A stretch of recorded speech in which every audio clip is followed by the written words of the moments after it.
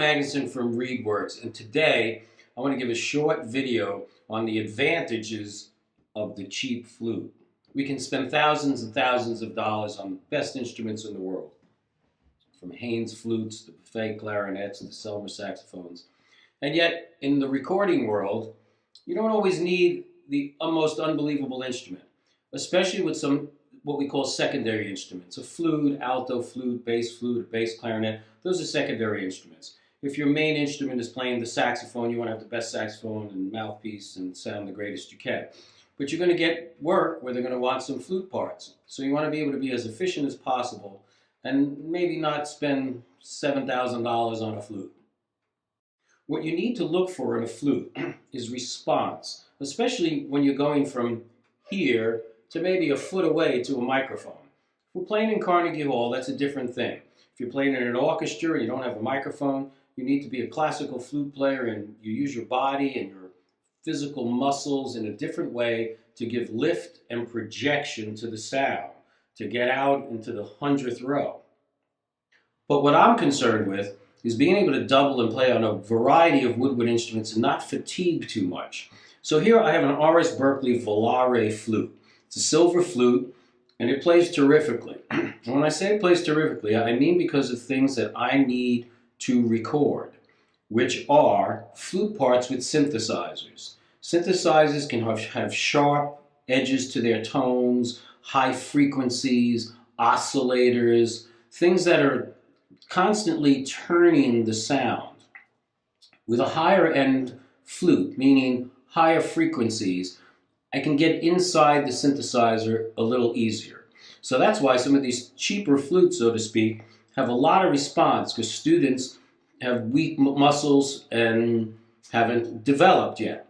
So they want to pick up the flute and play in concert band and they want it to play right away, which is a great thing. But for me, I want it to play right away because I want to get that low flute part into that microphone.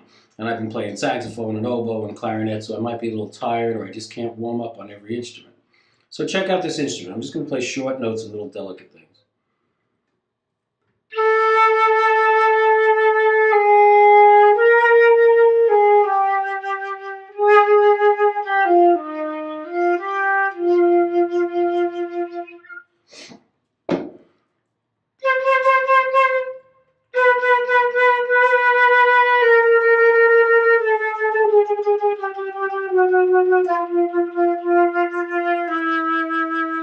And I can keep that edge all the way to the bottom.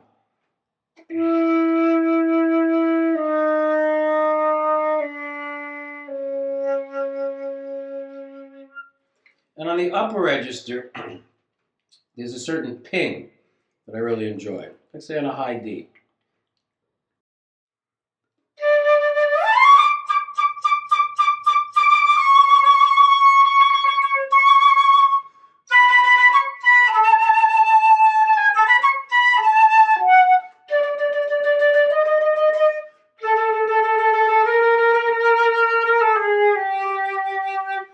And if you're playing with cellos or clarinets, that woodiness. You